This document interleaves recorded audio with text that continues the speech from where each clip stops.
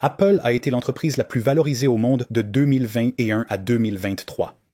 Mais en 2024, ils sont tombés à la deuxième place, avec Microsoft qui a pris la première place pendant la moitié de l'année. En 2025, Apple est troisième, après Nvidia et Microsoft. En 4 mois, la valeur d'Apple a chuté de 28%, soit une perte de 1,1 trillion. Des iPhones trop chers ont entraîné une stagnation des ventes, le manque d'innovation a permis aux concurrents de rattraper leur retard, et leurs pratiques commerciales anticoncurrentielles leur ont valu plusieurs poursuites judiciaires. Comment cela s'est-il produit? La cupidité d'Apple a privilégié le profit sur les produits. La transition a débuté en 2011 lorsque Steve Jobs a quitté la direction d'Apple, confiant le poste à Tim Cook. Il a dit à Tim Cook: « Ne te demande pas ce que ferait Steve, fais ce qui est juste. » Le problème, c'est que la notion de justice varie selon la personne. Pour Steve Jobs, de grands produits étaient le secret du succès d'Apple. Il l'a prouvé à la fin des années 90 lorsque l'entreprise faisait face à la faillite. À l'époque, des figures comme Gil Emilio et Michael Dell disaient « Comment sauver Apple ?» Les exemples incluaient le démantèlement de l'entreprise, la vente de leurs divisions matérielles, ou même la fermeture totale d'Apple et le retour de l'argent aux actionnaires. Le meilleur conseil venu de Larry Ellison, président-directeur général d'Oracle. Ami proche de Jobs, il lui a conseillé de délaisser le matériel pour se concentrer sur les logiciels, secteur le plus lucratif.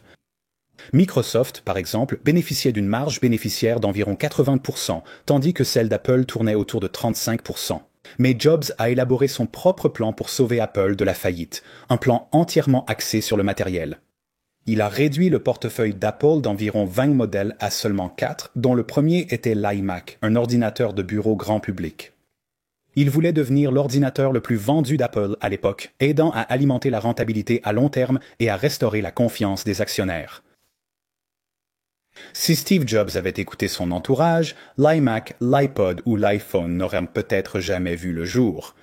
Apple aurait probablement abandonné le matériel pour devenir une entreprise de logiciels et services. Steve Jobs se souciait peu du cours de l'action Apple. Lors d'une séance de questions-réponses en 1997, Steve Jobs a dit « Ce que nous devons faire, c'est garder les yeux sur le prix. C'est créer d'excellents produits et communiquer avec nos clients, puis le cours de l'action s'occupera de lui-même. » Effectivement, c'est ce qui s'est passé. À son retour chez Apple en 1997, l'action valait 10 centimes. En 2011, 14 ans plus tard, il a quitté Apple avec une action à 11,5 $, ayant fait croître l'entreprise de 11 400%. Un matériel exceptionnel a permis cette croissance avec Apple lançant l'iMac, l'iBook, l'iPod, le MacBook, l'iPhone et l'iPad. C'est un lancement de nouveaux produits majeurs à peu près tous les 2 ans. Mais cela ne signifie pas que Steve Jobs ignorait la valorisation d'Apple. Il a d'ailleurs envoyé un email célèbre à toute l'entreprise en 2006, lorsque leur capitalisation boursière a dépassé celle de Dell, disant, je cite, « Équipe, il s'avère que Michael Dell n'était pas parfait pour prédire l'avenir. » Après la clôture du marché, Apple vaut plus que Dell. Les actions montent et descendent, et les choses pourraient être différentes demain, mais je pensais que cela valait la peine de prendre un moment de réflexion aujourd'hui. En 2010, quand Apple a dépassé Microsoft, il a envoyé un email similaire, mais ce n'était pas car Steve Jobs voyait la capitalisation boursière comme meilleur indicateur de succès. C'était simplement la preuve que sa stratégie commerciale axée sur le matériel, que beaucoup d'autres déconseillaient, avait non seulement fonctionné, mais aussi surpassé la concurrence. En fait, Apple se portait tellement bien qu'à la fin de 2010, ils avaient près de 27 milliards de dollars en liquidité et ne savaient pas quoi en faire. Jobs a alors demandé conseil à Warren Buffett. Buffett a suggéré 3 usages du surplus d'Apple: acquisition, dividende, rachat d'actions. Une acquisition signifierait acheter une autre entreprise. Les dividendes sont des paiements optionnels versés par les entreprises aux actionnaires, souvent chaque trimestre, pour récompenser la détention d'actions. Cela profite généralement aux entreprises en attirant plus d'investisseurs.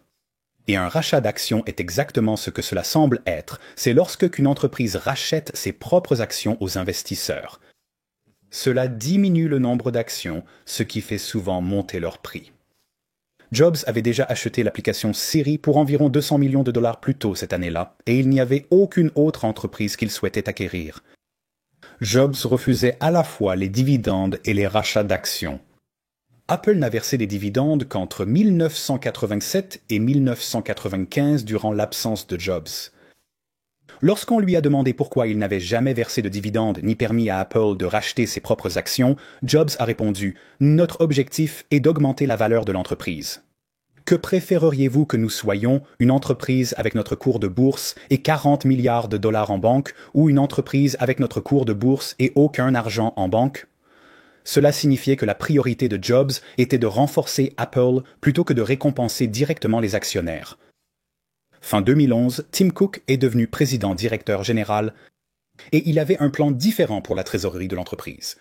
Avant d'être président-directeur général, Cook était directeur des opérations d'Apple, veillant à concrétiser les objectifs de Jobs.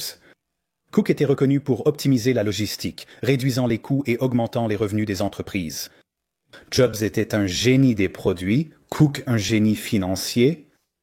Ils se complétaient parfaitement. En 13 ans, ils ont mené Apple de la quasi-faillite à des milliards de bénéfices annuels. Quand Jobs a quitté Apple et confié l'entreprise à Cook, Apple est passé de l'ingénierie industrielle à financière. En 2012, moins de 7 mois après être devenu président-directeur général, Cook a lancé le premier programme de dividendes et de rachat d'actions d'Apple, prévoyant de dépenser 45 milliards de dollars entre 2012 et 2015. Mais ils ont finalement presque doublé ce montant, dépensant 80 milliards de dollars à la place. Et le cours de l'action Apple a réagi, passant de 17 dollars en 2012 à 27 dollars en 2015. Cela a attiré l'attention de Warren Buffett, heureux que Cook suive ses conseils financiers, contrairement à Jobs 6 ans plus tôt. Buffett avait tellement confiance en Apple qu'il a investi 1 milliard de dollars dans l'entreprise en 2016. Cela a surpris Cook et beaucoup d'autres, car Buffett était historiquement opposé à l'investissement dans les entreprises technologiques, affirmant que Berkshire Hathaway préfère, je cite, « les entreprises simples ». Trop de technologie nous empêchera de comprendre. Le choix de Buffett d'investir dans Apple sous Cook plutôt que Jobs avait plusieurs implications. Buffett comprenait le virage de l'entreprise vers l'ingénierie financière et y investissait donc en confiance. Donner la priorité à l'action peut reléguer le développement des produits au second plan. Tout le monde sait que Cook n'est pas un homme de produits. Il paraît qu'il ne visite le studio de design d'Apple qu'environ 1 fois par mois, alors que Jobs y était presque tous les jours. Un ancien employé a dit « Quand Jobs était en vie, on faisait beaucoup d'efforts parce que Steve venait au studio aujourd'hui, donc il fallait qu'on ait beaucoup de choses à lui montrer. Quand il est mort, tout a disparu. » Jonathan Ive, ancien directeur du design, a lui aussi ressenti ces changements. Il était autrefois la personne la plus influente chez Apple après Jobs. Mais avec Cook à la tête, ce n'était plus le cas.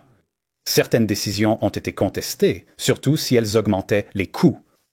Lors du développement de l'Apple Watch, Ive la voyait surtout comme un accessoire de mode, proche des montres classiques, et souhaitait pour son lancement un événement aussi extravagant qu'un défilé de mode.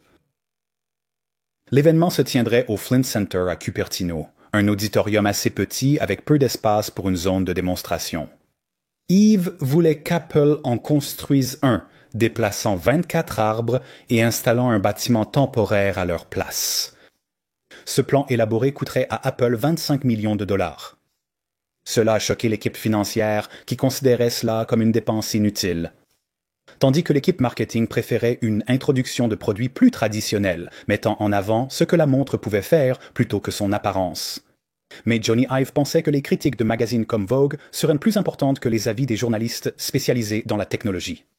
Tim Cook hésitait à dépenser 25 millions de dollars, mais il a finalement dit « on devrait simplement le faire ». Jony Ive a eu gain de cause, mais à un coût trop élevé. Pour la première fois, ses idées étaient remises en question par les responsables financiers et marketing, et pire encore, Tim Cook semblait être de leur côté. Durant cette période, Jony Ive s'est éloigné d'Apple, travaillant à domicile, arrivant en retard et déléguant à d'autres designers. Pendant son absence, Tim Cook a commencé à remodeler l'entreprise. Il a remplacé le membre du conseil d'administration Mickey Drexler, un spécialiste du marketing qui a construit Gap et James Crew, par James Bell, un directeur financier de Boeing. Jony Ive s'est plaint de ce changement à un collègue, disant « C'est encore un de ses comptables ». Pendant ce temps, l'équipe de design se plaignait de devoir produire un produit similaire après l'autre. Cela s'est vu entre 2014 et 2017 lorsque les iPhone 6, 6S, 7 et 8 étaient presque identiques. Et même si l'iPhone X était une mise à niveau spectaculaire, Apple en a profité pour augmenter les prix à des niveaux sans précédent. Pendant les premières années, le prix de l'iPhone est resté stable. Le iPhone 4 fut le premier modèle vendu débloqué au prix de détail à $650.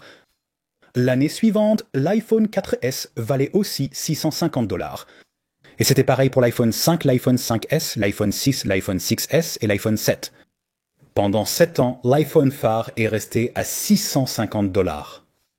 Cela signifiait qu'avec l'inflation, il devenait en fait environ 9% moins cher, et c'était le cas pour beaucoup de produits Apple. L'iPod gardait le même prix ou devenait moins cher à chaque mise à jour. Le modèle original en 2000 en coûtait $400. Le dernier modèle sorti en 2009 coûtait $250. C'est une baisse de prix de 46%.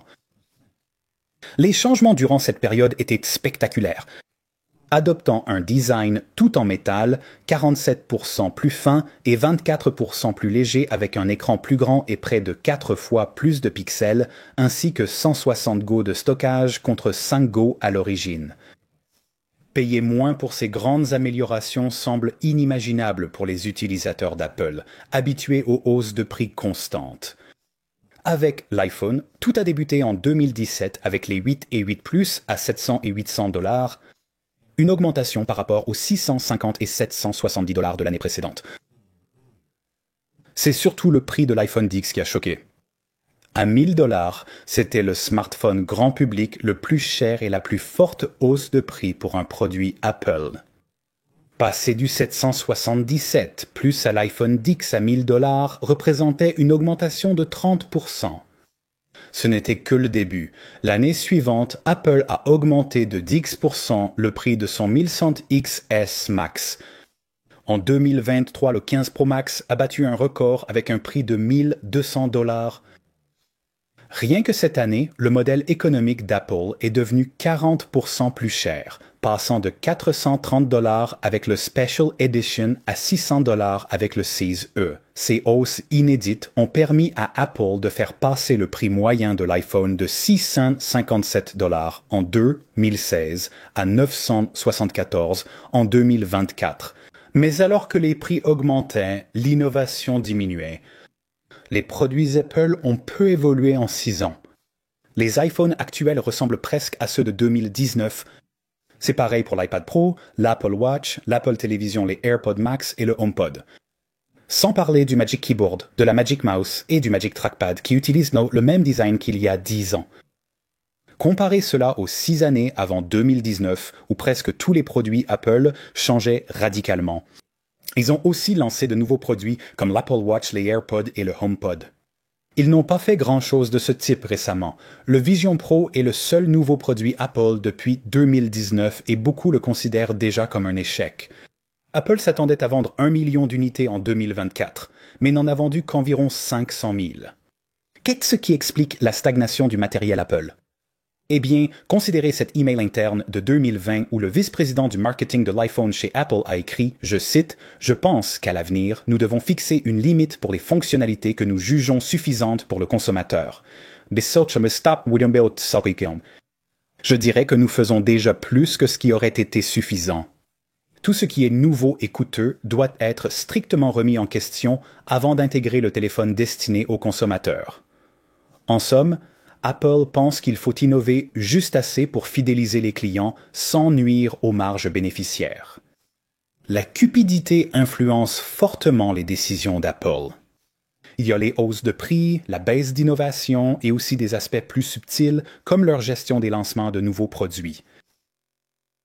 En 2017, l'iPhone 8 et l'iPhone X ont été les premiers modèles avec la recharge sans fil. Apple développait le tapis de recharge AirPower, mais il n'était pas prêt pour accompagner les nouveaux téléphones. Néanmoins, Apple a choisi de le dévoiler quand même en avant-première. Ainsi, les clients attendraient pour acheter le chargeur sans fil d'Apple plutôt qu'un autre. Leur responsable marketing, Phil Schiller, a été très prudent en décrivant AirPower, disant, je cite, « Notre équipe veut créer quelque chose que je pense nous voulons tous utiliser », au lieu de dire « Notre équipe a créé quelque chose ». Schiller a également dit « Nous allons vous donner un aperçu de cette idée », au lieu de dire « de ce produit ».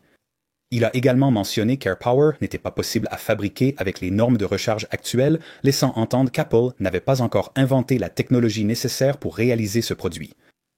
Il a rassuré le public. Notre équipe sait faire cela. Il ne savait pas. Apple prévoyait de sortir AirPower au début de 2018, soit environ 6 mois après l'aperçu.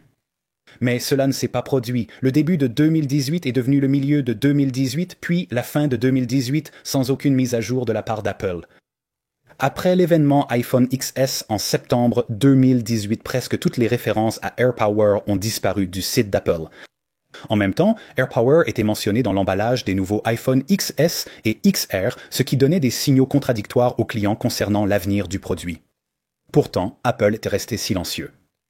Le 25 mars 2019, iOS 12.2 a annoncé la compatibilité avec AirPower. Le lendemain, le boîtier de recharge sans fil des AirPods est sorti, affichant AirPower sur son emballage. 1 an et demi après la première présentation et 1 an après la date de sortie prévue, Apple n'avait toujours fait aucune déclaration officielle sur la situation. Enfin, le 29 mars 2019, cela s'est produit. Le responsable de l'ingénierie matérielle d'Apple a déclaré « E.T., après de nombreux efforts, nous avons conclu qu'AirPower n'atteindra pas nos normes élevées et nous avons annulé le projet. » C'était la première fois dans l'histoire d'Apple qu'un produit annoncé publiquement était annulé. Et tout ce fiasco aurait pu être évité s'ils avaient attendu de révéler AirPower jusqu'à ce qu'il soit réellement prêt. Apple était historiquement connu pour cela. Steve Jobs était nerveux à l'idée de présenter le premier iPhone 5 mois avant sa sortie. Il a dû agir car les dépôts publics auprès de la Federal Communications Commission pour l'iPhone auraient pris des mois et Steve Jobs voulait dévoiler le produit lui-même plutôt que la Federal Communications Commission. En général, les produits Apple étaient commercialisés assez rapidement après leur présentation. L'iMac original, par exemple, a mis 3 mois avant d'être mis en vente. L'iPod original, lui, n'a pris que 2 semaines. Et l'iPad original a mis 2 mois et demi.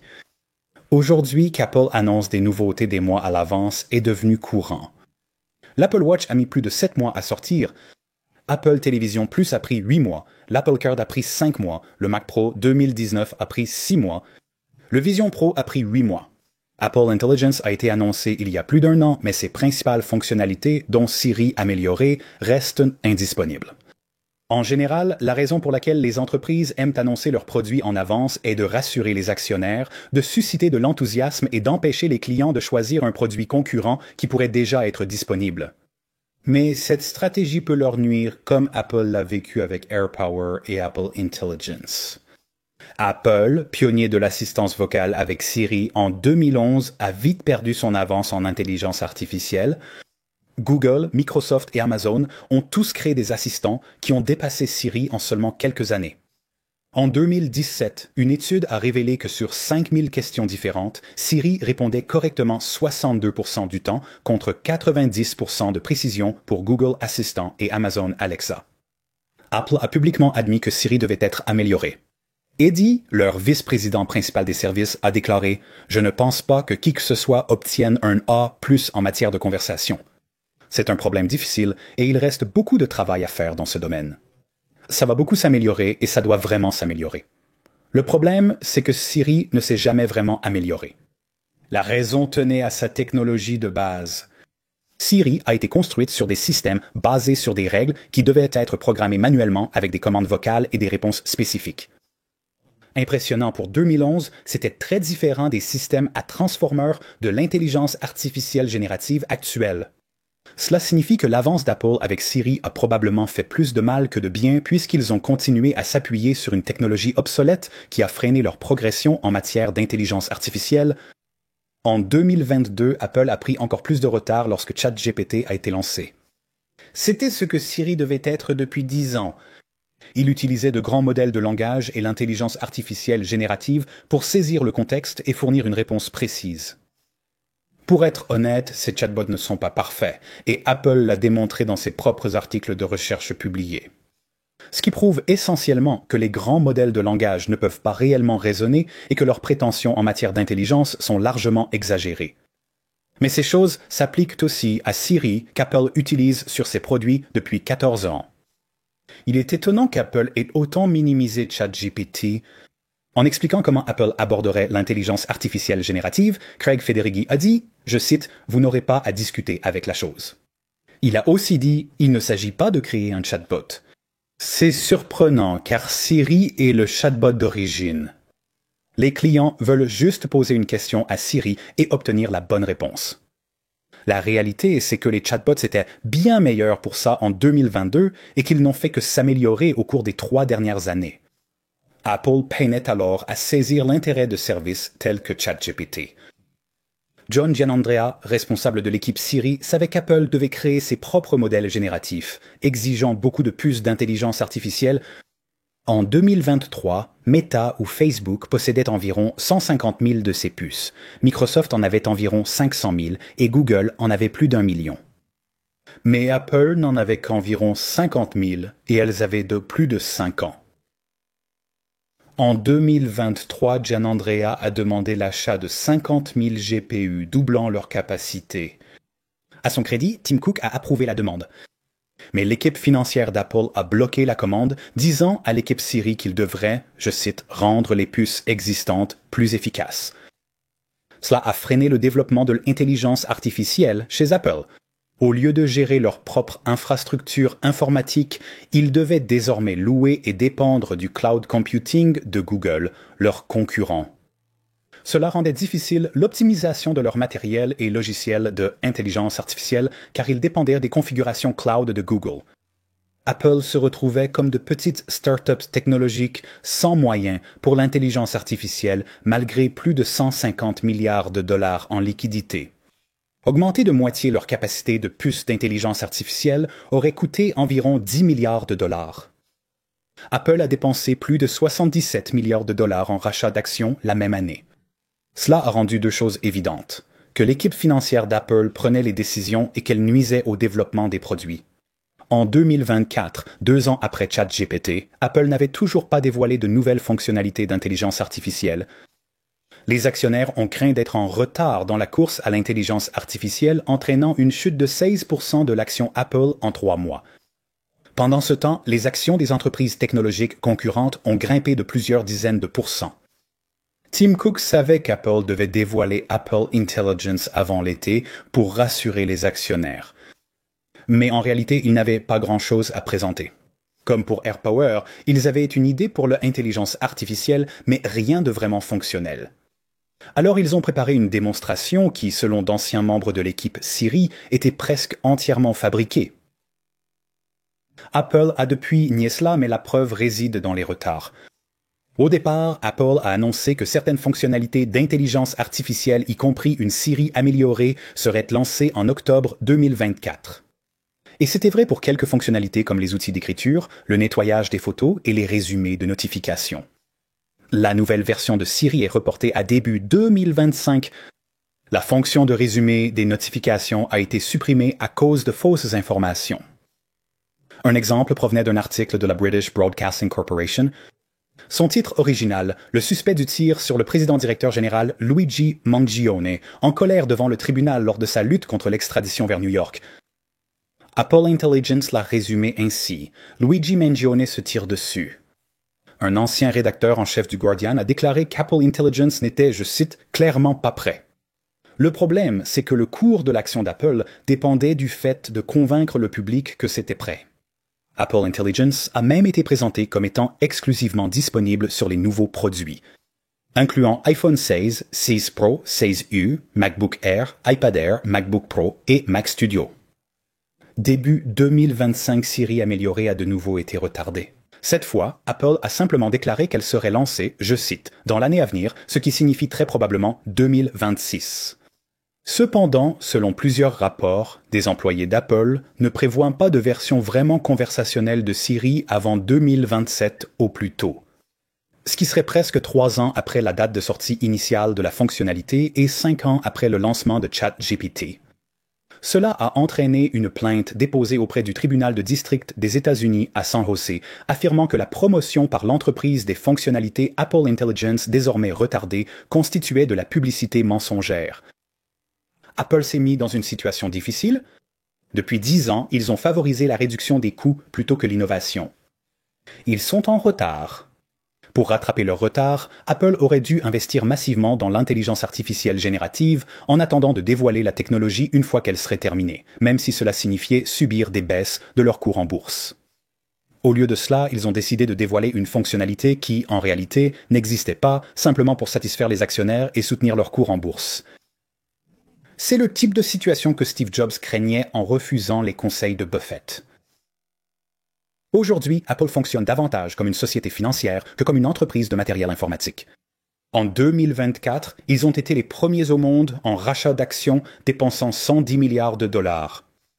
Mais ils étaient bien moins compétitifs en matière de recherche et développement, dépensant 30 milliards de dollars contre 85 milliards pour Amazon, 45 milliards pour Google et 39 milliards pour Meta. Tous ces groupes ont une intelligence artificielle plus avancée qu'Apple. Même frustrés, les clients constatent que les actionnaires apprécient la gestion de Cook. Il a fait passer la capitalisation boursière d'Apple de 350 milliards de dollars à plus de 3 000 milliards de dollars. Un analyste affirme que Tim Cook rencontre et écoute vraiment investisseurs et actionnaires. Steve Jobs ne le faisait pas. Peut-on vraiment privilégier les produits quand les actionnaires sont prioritaires? En juger par l'état actuel d'Apple, cela semble difficile. Je pense que cela est parfaitement illustré par les récents commentaires que Tim Cook a fait lors d'une réunion de l'entreprise à propos de l'intelligence artificielle. Il a dit, je cite, « Nous avons rarement été les premiers. Il y avait un PC avant le Mac. Il y avait un smartphone avant l'iPhone. Il y avait de nombreuses tablettes avant l'iPad. Il y avait un lecteur MP3 avant l'iPod. Mais Apple a inventé les versions modernes de ces catégories de produits. C'est ce que je ressens à propos de l'intelligence artificielle. Le problème, c'est que Tim Cook s'est trompé de direction. Apple a lancé l'intelligence artificielle avec Siri en premier. Et la version moderne, c'est ce qui s'est passé en 2022 avec ChatGPT, Google Gemini, Microsoft Copilot, Anthropic Cloud et tous les autres. Si cela s'était produit avec les smartphones, alors Apple aurait fabriqué le BlackBerry et Research in Motion aurait fabriqué l'iPhone. Apple a souvent modernisé des industries, mais à cette époque, la priorité était donnée aux produits. L'Apple d'aujourd'hui privilégie le profit. Et la cupidité qui a entraîné leur complaisance pourrait bien être la cause même de leur chute. Greg d'Apple Explained, merci de m'avoir suivi, à la prochaine vidéo.